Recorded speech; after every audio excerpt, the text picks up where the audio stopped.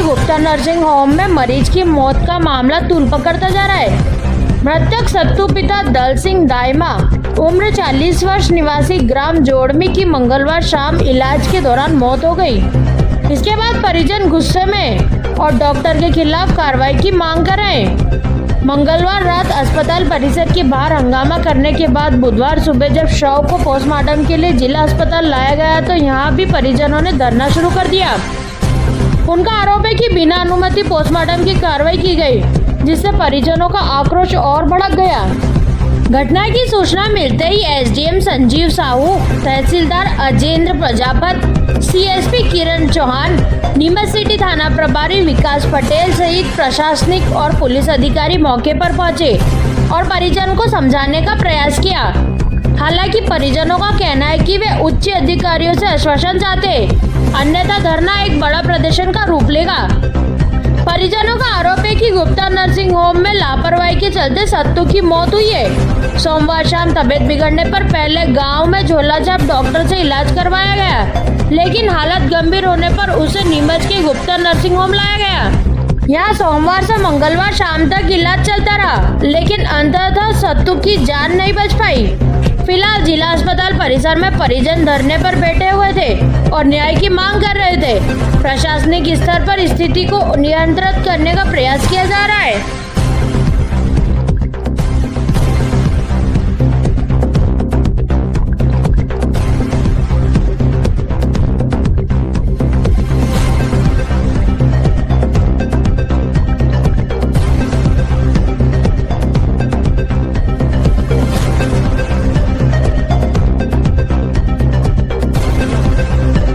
आप यहाँ बैठे हैं, किस तरीके का जा रही है?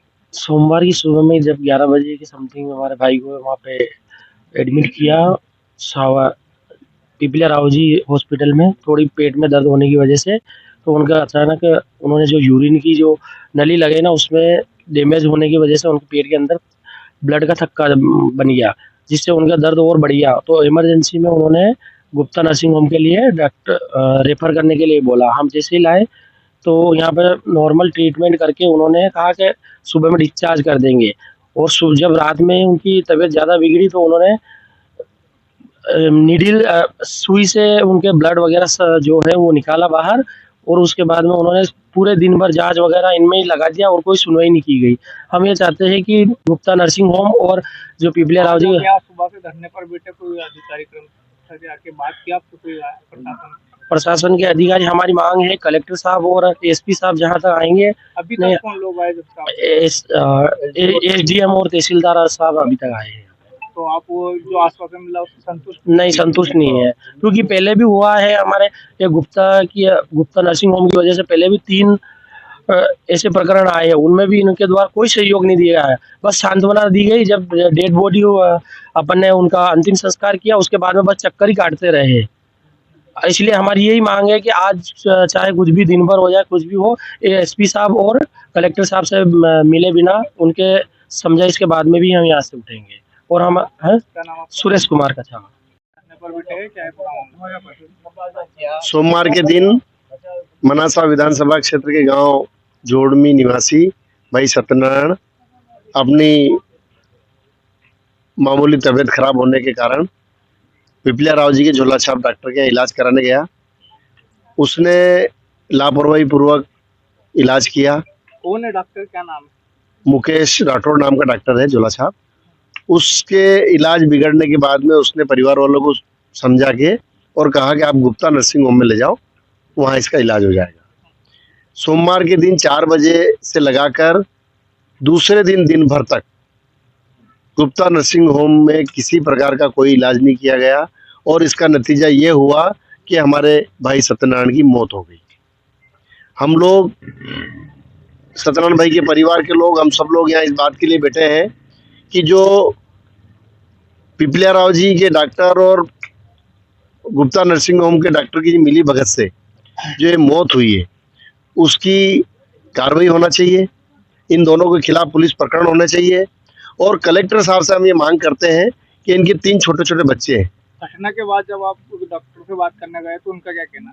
नहीं, वो तो 4 बजे जब जैसे ही मृत घोषित किया और उसकी बॉडी को बाहर रख दिया उन्होंने। बोले बाहर जाओ, ले जाओ। अभी आप क्या चाहते हम ये चाहते हैं कि कलेक्टर साहब और एसपी साहब आके इस परिवार को न्याय दे। जब तक न्याय नहीं देंगे, जब तक हम बैठे रहेंगे। हैं? ठीक है, आपका नाम? आर सागर अच्छा। देखिए, उनको लगातार समझाइश दी जा रही है कि जैसा कि उनका कहना है कि गलत इलाज के कारण मृत्यु हुई है, तो उसकी जांच के लिए कलेक्टर महोदय द्वारा जो है मजिस्ट्रियल जांच के आदेश दिए गए हैं और दल गठन किया गया। उससे भी उनके परिजनों को अवगत कराया गया है और उनको आश्वस्त किया गया है कि निष्पक्ष जांच होगी बिल्कुल। लेकिन उनके द्वारा अभी इसको माना नहीं जा रहा है, तो हम प्रयास कर रहे हैं लगातार उनको समझाने का कि मजिस्ट्रियल जांच के जो आदेश दिए हैं उसमें सभी पक्षों को सुना जाएगा, निष्पक्ष रूप से जांच होगी और उसके बाद यदि दोषी पाए जाते हैं तो निश्चित रूप से उनके विरुद्ध कार्रवाई होगी। पहले भी एक मौत हुई थी बंजारा समाज के वोट लगाने की, उनका कहना वो जांच भी आज तक नहीं हुई, 1 साल हो गया, इसको लेकर क्या अपडेट रहा है? उस पर भी जांच चल रही है, वो जांच अभी बिसरा रिपोर्ट के कारण जो है वो पेंडिंग है। किस तरह की मजिस्ट्रेट जांच में दल बनाया जा रहा है, लोग क्या पारदर्शिता रहेगी? जी, मजिस्ट्रियल जांच में जो है मुझे मजिस्ट्रेट के रूप में उसका दायित्व दिया गया है। इसके अलावा 3 डॉक्टरों की सहयोगी टीम रहेगी जो इसमें जांच में सहयोग करेगी। ठीक है।